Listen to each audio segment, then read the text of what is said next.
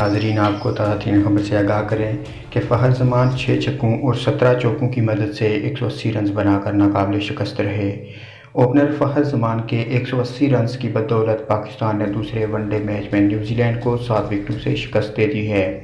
केवीज़ के 337 रन के हदफ के ताक़ुब में पाकिस्तान ने 49वें ओवर में 3 विकेटों के नुकसान पर स्कोर पूरा कर लिया और यूं सीरीज़ में मुसलसल दूसरी फतह हासिल कर ली। रावलपिंडी में खेले गए मैच में पाकिस्तान ने न्यूजीलैंड के खिलाफ टॉस जीतकर पहले बॉलिंग का फैसला किया था। न्यूजीलैंड के 337 रन के हदफ के ताक़ुब में पाकिस्तान की जानिब से फ़हर जमान और इमामुल हक ने इनिंग का मुस्तहकम आगाज़ किया और पहली विकेट 66 रन पर गिरी जब इमाम 24 रन बनाकर आउट हुए।